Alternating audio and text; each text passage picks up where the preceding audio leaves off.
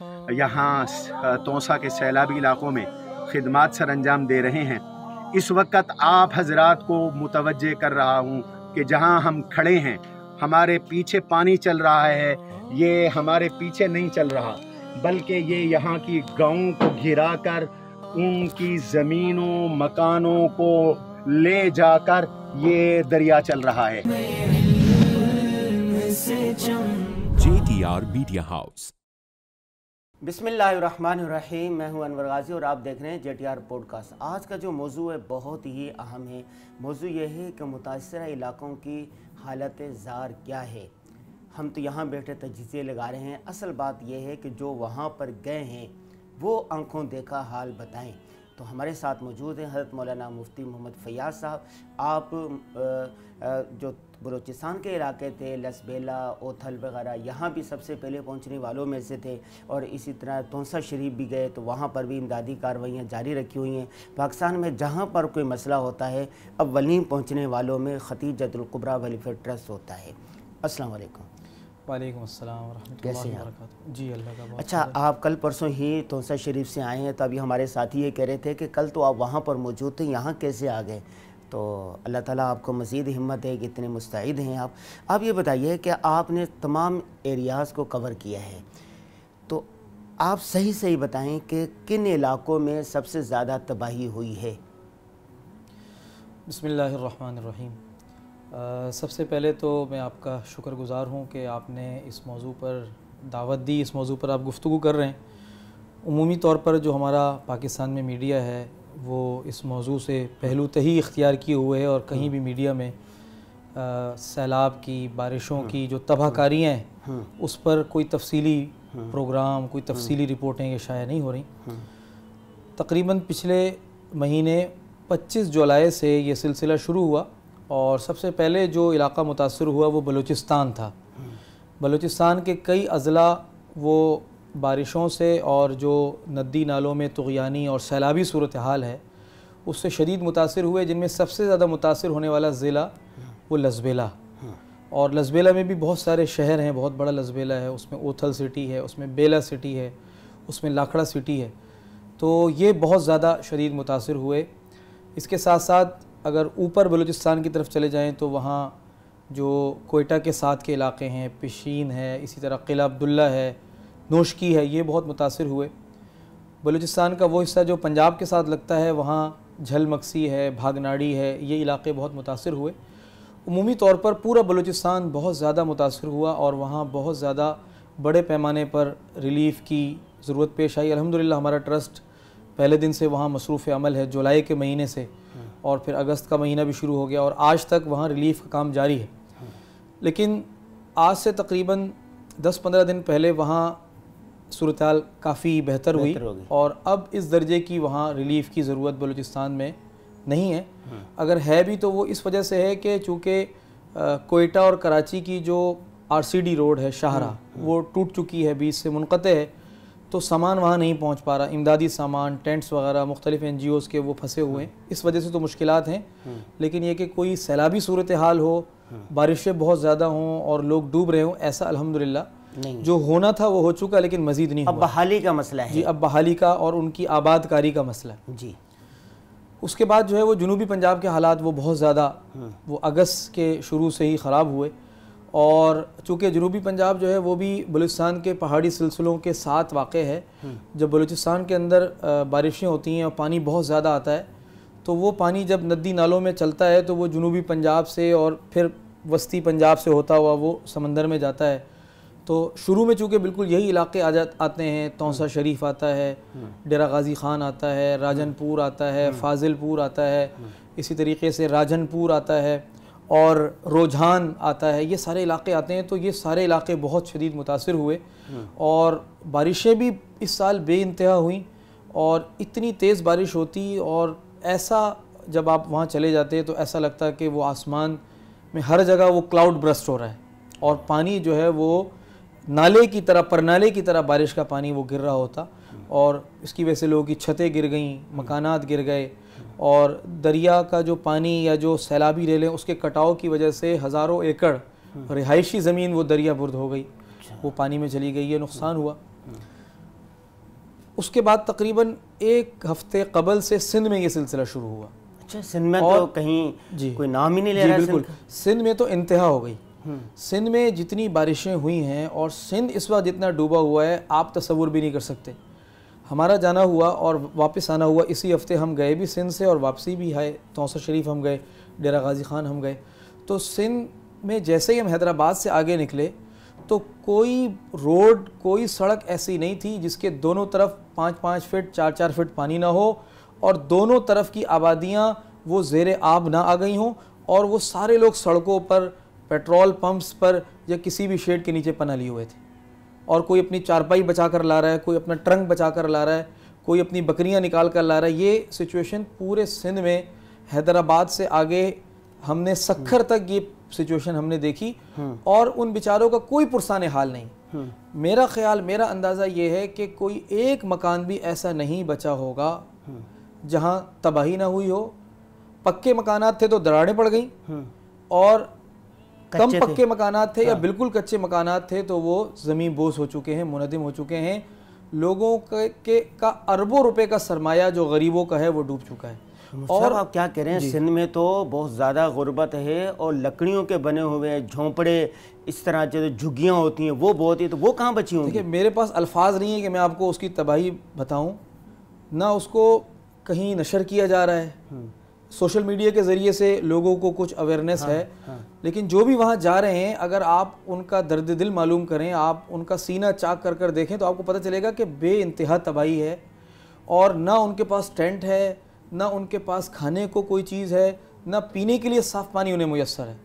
اور بہت زیادہ بھی کسی کے پاس ہے تو اس نے کوئی پلاسٹک کا شاپر لے لیا, وہ اپنے اوپر ڈھانکا ہوا ہے اور بارش سے بچنے کے لیے بیٹھا ہوا ہے.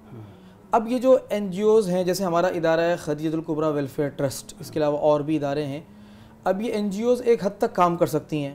ہم کسی بھی علاقے میں 10 خیمے دے سکتے ہیں, 20 خیمے دے سکتے ہیں, 100 علاقے ہیں, 150 علاقے ہیں متاثر, اس سے زیادہ نہیں کر سکتے.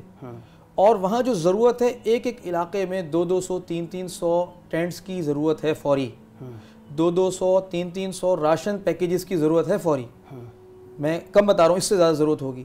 لوگ اتنے زیادہ پریشان ہیں. یہ وہ لوگ ہیں جو یہاں آ گئے, اور جو لوگ پانی کے سڑک کے مین لائن کے دوسری طرف ہیں وہ کسی نہ کسی محفوظ مقام پر یا اپنے گھروں کی چھتوں کے اوپر بیٹھے ہوئے ہیں, اور اس بات کا خدشہ موجود ہے کہ وہ چھتیں منہدم اور پانی میں گر جائیں. اس کا بھی خطرہ موجود ہے. جب وہ رابطے کرتے ہیں, کوئی واٹس ایپ آتا ہے, چونکہ جب آپ ویلفیئر آرگنائزیشن چلاتے ہیں تو لوگوں کو ایک آس ہو جاتی ہے, لوگ ہم سے رابطے کرتے ہیں. میرے پاس واٹس ایپ پر اتنے میسیجز آ رہے ہیں اور وہ لوگ انتہائی نیڈی ہیں. ان میں سے کسی کے بارے میں بھی ذرا برابر بھی شک نہیں ہے کہ وہ 2 نمبر ہو یا اس کو ضرورت نہ ہو. جو تصاویریں وہ بھیجتے ہیں, جو ویڈیوز وہ بھیجتے ہیں, جو اپنا درد دل وہ بھیج رہے ہیں, اس کے اندر ذرا برابر بھی شک کرنے کی گنجائش موجود نہیں ہے. تو اتنی بری صورتحال ہے سندھ کی. اسی طرح جنوبی پنجاب کے اندر یہ جو رجحان ہے, راجن پور ہے, یہاں بھی آج ایک ساتھی نے ابھی صبح میسیج کیا, انہوں نے یہ بتایا کہ 1-2 کشتیاں ریسکیو والوں کی اویلیبل ہیں اور ہزاروں لوگ پھنسے ہوئے ہیں. اور یہ تازہ ترین صورتحال آج صبح کی صورتحال ہے راجن پور کی, کہ اگر وہ گھروں کے چھتوں پر پناہ لیے ہوئے ہیں لیکن پانی جو ہے وہ گھروں کے اندر 4-4 فٹ 5-5 فٹ 8-8 فٹ پانی ہے, کسی بھی وقت چھتیں منہدم ہوتی ہیں اور وہ پھر پانی کے اندر گر جاتے ہیں. تو ایسے موقع پر جو ہے وہ فکر کرنے کی ضرورت ہے. اور مطلب یہ کہ میں آپ کو بتا نہیں سکتا ہوں کہ کیا صورتحال ہے, جو تھوڑا بہت الفاظ تھے وہ میں نے آپ کے سامنے بیان کر دیے. خود توسہ شریف کا جو حال ہے وہ یہ کہ تقریباً اس میں ایک بستی ہے جلو والی جس کے 180 مکانات 180 مکانات گویا 180 خاندان 180 ایک مکان میں کئی خاندان رہتے ہیں. اچھا 100 چونکہ مکانات بڑے ہوتے ہیں, 5 مرلے 6 مرلے کے وہاں دیہاتوں میں مکانات ہوتے ہیں, تو 180 مکانات آج کی تاریخ تک وہ دریا برد ہو چکے ہیں. اب ان کا نقشہ بھی موجود نہیں ہے, ان کی زمین بھی موجود نہیں ہے. وہ دریا نے اور جو ندی نالے تھے انہوں نے وہ راستہ بنا لیا, بالکل زمین پر آگے, کھلے آسمان تلے آگے.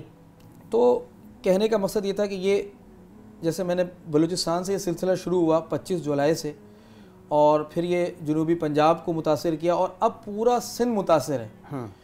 پورا سندھ, اور سندھ کا یہاں سے لے کر حیدرآباد سے آپ آگے نکلیں اور دوسری طرف آپ ٹھٹا سے آگے نکلیں, یہ 2 بڑے بڑے ہمارے راستے ہیں کراچی سے نکلنے کے, تو تو حیدرآباد سے آپ آگے نکلیں سکھر تک آپ کو سیلاب متاثرین ہی ملیں گے. آپ کو نارمل انسان نہیں ملے گا, کوئی ایک آدمی آپ کو نہیں ملے گا جو یہ کہہ سکے کہ میرا گھر محفوظ ہے, جو آپ کو یہ بتا سکے کہ میرے گاؤں میں میری بستی میں پانی نہیں آیا. یہ میں آپ کو پورے وثوق سے بتا رہا ہوں. اور آپ ٹھٹا سے آپ آگے نکلیں, سجاول سے آپ آگے نکلیں, یہ جو دوسرا راستہ ہے ہمارا, تو یہاں گھاروں سے آپ ساکران کی طرف چلے جائیں, کیٹی بندر جو سمندری بستی ہے, وہاں پر بھی کوئی بستی ایسی نہیں جو بچی ہو. وہاں سے آپ آگے بدین چلے جائیں, پورا بدین وہ ڈوب چکا ہے. تو جو میرے سامنے حالات ہیں یا جہاں جہاں میں گیا ہوں تو یہ اس کی صورتحال ہے. صاحب یہ بتائیے, آپ کا چونکہ وسیع تجربہ ہے اس میں, تو جو متاثرین ہوتے ہیں ان کو ضرورت راشن کی ہوتی ہے, خیموں کی ہوتی ہے, ٹینٹ کی ہوتی ہے, یا نقد کیش کی ہوتی ہے؟ ان کو بنیادی ضرورت کی چیز کی ہوتی ہے؟ دیکھیں اس وقت جو سر دست ضرورت ہے, چونکہ بارشیں چل رہی ہیں, اس وقت جو سب سے زیادہ ضرورت ہے وہ خیموں کی, ترپال کی, پلاسٹک کی ضرورت ہے. اور یہ چیزیں اس وقت مارکیٹ سے بھی شارٹ ہیں. اچھا, یعنی پیسے آپ کے پاس ہوں, آپ خریدنا چاہیں تو یہ اس وقت اویلیبل نہیں ہے. یہ 2 دن کی جو صورتحال ہے وہ میں آپ سے عرض کر رہا ہوں. تو اشد ضرورت وہ خیموں کی ہے, ان کو خیمے فراہم کیے جائیں. اس لیے کہ راشن کی بھی ضرورت ہے, لیکن راشن وہ بیچارے کہاں لے کر جائیں گے؟ اس راشن کو سنبھالنا بھی ایک کام ہے. خاندان کہاں رکے گا؟ جی, کہاں وہ رکے گا؟ تو اگر آپ ان کو خیمہ دے دیں گے تو 1 ہفتے کے لیے, 10 دن کے لیے, 15 دن کے لیے, مہینے کے لیے ان کے لیے چھت کا اور سر چھپانے کا ایک ان کو موقع مل جائے گا, اور وہ تھوڑا سا اپنے آپ کو اس دھوپ سے, بارش سے, گرمی سے, سردی سے اپنے کو, اپنے بچوں کو بچا سکیں گے. اس کے ساتھ مچھردانیوں کی بھی ضرورت ہے, چونکہ پانی ہے اور اس میں مچھر پیدا ہو چکے ہیں, تو وہاں اس روڈ سے آپ گزر نہیں سکتے, اتنے مچھر ہیں. تو اس کے ساتھ ساتھ طرح کی بیماریاں ہو رہی ہوگی, ملیریا, دوسرا جلدی بیماری. اس کے ساتھ ساتھ جو ہے وہ کیش کی بھی ضرورت ہے, کیونکہ بہت سارے لوگ ایسے ہوتے ہیں کہ ان کو ایسی چیزیں خریدنی ہوتی ہیں جو عام طور پہ کوئی ویلفیئر ادارے نہیں دیتے. بچوں کے لیے دودھ لینا ہے تو وہ کیش ہوگا تو بیچارہ لے سکے گا. اب نہ اس کی کھیتی ہے, نہ اس کی ملازمت ہے, وہ جو دہاڑی لگاتا تھا اب اس دہاڑی سے بھی محروم ہو چکا. پورا سسٹم, کاروباری زندگی مفلوج ہے, شہر پورے بند ہیں, سب چیزیں متاثر ہیں. تو نقدی کی بھی ضرورت ہے. اس کے ساتھ ساتھ طبی امداد کی بھی ضرورت ہے. جیسے ہمارے پاس ایمبولینس ہے, لیکن وہ ایمبولینس ناکافی ہے. وہ ایک ایمبولینس ہوتی ہے اور 10 جگہ سے فون آ رہے ہوتے ہیں, اور کوئی ادھر منگواتا ہے. جہاں ہم اپنا ریلیف کیمپ قائم کر, جیسے اوتھل میں ہم نے اوتھل سٹی میں ریلیف کیمپ قائم کیا, ہم نے وہاں ایمبولینس اپنی رکھی, تو وہ ایمبولینس اتنی زیادہ استعمال ہوئی کہ وہ ایمبولینس کا اپنا حلیہ اور اپنا سسٹم ہی خراب ہو گیا. تو طبی امداد کی موبائل ڈسپینسریاں, موبائل کلینکس, ایمبولینسز وہ ان علاقوں میں مخیر حضرات لے کر جائیں, اس میں ایک ڈاکٹر بٹھا لیں اور وہ صرف گزریں وہاں سے. لوگ خود آئیں گے, کسی کو پیناڈول چاہیے ہوگی, کسی کو اسکن کی بیماریاں بہت زیادہ ہو گئیں, اینٹی الرجک دوائیاں, کھانسی, نزلہ, بچوں کے جو سیرپس ہوتے ہیں. تو اس کی ضرورت ہے کہ لوگ اپنے طور پر اس میڈیکل کا بھی بندوبست کریں. کوئی بھی ایمبولینس ہائر کر لیں, کوئی بھی ہائی جیٹ گاڑی لے لیں, ہائی روف گاڑی لے لیں, ہائیسٹ گاڑی لے لیں, اس میں دوائیاں لیں, ایک ڈاکٹر کو بٹھائیں اور ان علاقوں سے گزریں. اس کی ضرورت ہے. اس کے ساتھ ساتھ یومیہ پکا پکایا کھانا انہیں فراہم کرنا ہے, اس لیے کہ جلانے کی کوئی چیز نہیں ہے, پکائیں گے کیسے؟ تو بریانی کے پیکٹس ہوں, سالن کے پیکٹس ہوں. الحمدللہ ہمارا ٹرسٹ وہ یومیہ اس وقت ہزاروں سیلاب متاثرین کو وہ پکا پکایا کھانا بھی دے رہا ہے. اس کے ساتھ ساتھ ہمارے پاس جو ہے وہ پیک سالن کے تھرماپول کے وہ ہیں, پیکٹس ہیں, جن کی ایکسپائری 1 سال ہے. یعنی وہ جو سالن ہے وہ 1 سال تک خراب نہیں ہوگا. وہ بھی آپ ان میں تقسیم کر رہے ہیں؟ وہ بھی ہم تقسیم کر رہے ہیں متاثرین میں. ماشاءاللہ.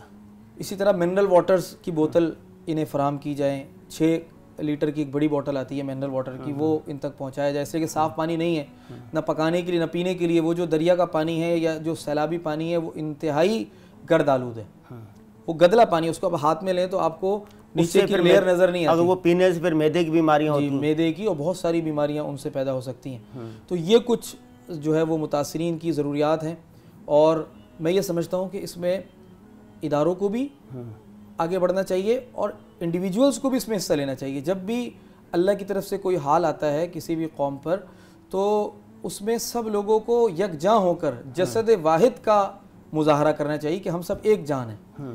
اگر ہمارے سندھ کے بھائیوں کو تکلیف ہے تو ہم پریشان ہیں, ہمارے بلوچستان کے بھائیوں کو تکلیف ہے ہم پریشان ہیں, ہمارے پنجاب کے بھائیوں کو تکلیف ہے ہم پریشان ہیں. اور الحمدللہ کراچی کے جو مخیر حضرات ہیں وہ میں نے دیکھا کہ وہ پہنچ رہے ہیں اور وہ کام کر رہے ہیں الحمدللہ. ہم جب اوتھل سٹی میں تھے تو روزانہ 8-10 نئے چہرے ہمیں نظر آتے تھے جو کراچی سے آتے تھے, اپنی گاڑیوں میں کچھ سامان لوڈ کیا چلے گئے. الحمدللہ جذبہ اللہ نے ہماری قوم میں, ہمارے ملک میں, پاکستانی عوام میں اللہ نے یہ رکھا ہے. مفتی فیاض صاحب آخری بات یہ بتا دیجیے گا, چونکہ آپ کام کر رہے ہیں اور صحیح کام کر رہے ہیں, اور سب سے بڑی بات یہ ہوتی ہے کہ آپ حالات کا جائزہ لیتے ہیں, خود پہنچتے ہیں اور جس کی ضرورت ہوتی ہے جس چیز کی وہ چیز فراہم کرتے ہیں. تو بہت سارے لوگ خود وہاں نہیں جا سکتے, وہ خدیجۃ الکبریٰ ویلفیئر ٹرسٹ کے ذریعے سے تعاون کرنا چاہیں یا سامان پہنچانا چاہیں, اس کا طریقہ کار کیا ہے, ذرا تفصیل سے وہ بتا دیجیے. دیکھیے ہمارا جو آفس ہے, مرکزی آفس ڈیفنس فیز 7 میں ہے, وہاں سامان پہنچایا جا سکتا ہے. وہاں ہمارا گوڈاؤن ہے, اسٹور ہے, اور پھر وہاں سے ہم اس کا پورا ایڈریس, فون نمبر اور اکاؤنٹ نمبر, یہ ساری تفصیلات بھی میں پھر آپ کو دوں گا, تو آپ آخر میں اس کلپ کے آخر میں آپ لگا سکتے ہیں. جی. اور بینک اکاؤنٹ کے اندر براہ راست ڈونیشنز دی جا سکتی ہیں. اور یہ بھی ہمارے ساتھ بہت بڑا طبقہ یہ کام کرتا ہے, وہ یہ کہتے ہیں کہ جی ہم آپ کے ساتھ ایز اے والنٹیئر شریک ہوں گے. تو جو حضرات ایز اے والنٹیئر شریک ہونا چاہتے ہیں تو ہمارا فورم, ہمارا پلیٹ فارم ان کے لیے حاضر ہے. وہ جس جگہ جانا چاہیں وہ ہمارے ریلیف کیمپ جا سکتے ہیں. اوتھل میں ہمارا ریلیف کیمپ ہے, توسا شریف میں ہے, سندھ میں ہے, نوکوٹ میں ہے, خیرپور میں ہے. تو بنفس نفیس اگر کوئی ہمارے ساتھ جڑنا چاہتا ہے اور ہمارے ساتھ ایز اے والنٹیئر کام کرنا چاہتا ہے تو یہ بھی آپشن ہمارے پاس موجود ہے. وہ خود آئے, اپنی آنکھوں سے جا کر دیکھے. جب ایک انسان جاتا ہے وہ اپنی آنکھوں سے دیکھتا ہے تو اس کو اندازہ ہوتا ہے کہ سچویشن کیا ہے. الفاظ کے قالب میں, الفاظ کے سانچے میں وہ ان حالات کو بیان نہیں کیا جا سکتا. تو اسی طریقے سے اگر کوئی اپنی صلاحیت, انٹلیکچوئل صلاحیتیں ٹرسٹ کو دینا چاہتا ہے, مارکیٹنگ ہمارے کرنا چاہتا ہے, یا ہمارے پیغام کو آگے تک پہنچانا چاہتا ہے, جیسے میں نے عرض کیا کہ اس وقت لوگوں کو بھی آگاہی دینے کی, اویئرنیس کی ضرورت ہے. لوگوں کو پتہ چلنا چاہیے کہ کیا چل رہا ہے. تو اس طرح کی جو چیزیں ہیں جو ٹرسٹ کی یا کسی بھی رفاہی ادارے کی پروموشنل چیزیں ہوتی ہیں, ان کو بھی آگے اپنے سرکلز میں چلایا جائے تاکہ لوگوں کو اویئرنیس ہو اور لوگوں کو جو حقیقی صورتحال ہے اس کا اندازہ ہو. تو یہ کچھ جو ہے وہ تعاون کی شکلیں. اب جو سامان پہنچایا جائے تو اس میں ٹینٹ پہنچائے جا سکتے ہیں, اس میں ترپال پہنچائے جا سکتے ہیں, اس کے اندر جو ہے وہ خشک راشن پیکیجز پہنچائے جا سکتے ہیں, منرل واٹرز کی بوتلز پہنچائی جا سکتی ہیں, ادویات پہنچائی جا سکتی ہیں. اس کے ساتھ ساتھ ناشتے کا جو سامان ہے وہ پہنچایا جا سکتا ہے. کوئی ایسی پیکڈ غذا ہو, ایسی کوئی تیار شدہ کھانا ہو جو ایسا پیک ہو کہ وہ کئی دن چل سکتا ہو, تو وہ آپ پہنچا سکتے ہیں. ڈبل روٹیاں وہ 1-8 ہفتے چل جاتی ہیں. تو یہ سب سامان آپ پہنچا سکتے ہیں. اس کے ساتھ ساتھ پلاسٹکس ہیں, شاپرز ہیں, رین کوٹس ہیں بارش سے بچاؤ کے لیے. تو یہ سب چیزیں وہ پہنچائی جا سکتی ہیں. بہت شکریہ مولانا فیاض صاحب. جی ناظرین, مفتی فیاض صاحب نے سندھ کا, بلوچستان کا, توسا شریف کا آنکھوں دیکھا حال بتایا. یہ 2-1.5 مہینے سے وہاں پر متاثرین میں خود موجود ہیں, تو اس لیے بتایا کہ کن چیزوں کی ضرورت ہے. اصل تو یہ ہے کہ آپ خود تعاون کریں. جیسا کہ مفتی صاحب نے بتایا, اگر آپ نہیں کر سکتے, خدیجۃ الکبریٰ ویلفیئر ٹرسٹ کا یہ نمبر, ای میل ایڈریس, فون نمبر, رابطہ نمبر ہم اس آخر میں چلا رہے ہیں, آپ ان کے ذریعے بھی رابطہ کر سکتے ہیں. اگلی نشست میں ہم آپ سے یہ مفتی صاحب سے پوچھیں گے کہ اندرین حالات, ان حالات میں جب کہ مہنگائی ہے, غربت ہے, حکمران آپس میں دست و گریباں ہیں, بارشیں ہو رہی ہیں, سیلابی ریلیں, ہمیں کیا کیا کرنا چاہیے؟ اللہ سے رجوع کرنا چاہیے, مزید احتیاطی تدابیر کیا کیا اختیار کرنی چاہیے؟ ہمیں دیجیے اجازت. السلام علیکم ورحمۃ اللہ وبرکاتہ.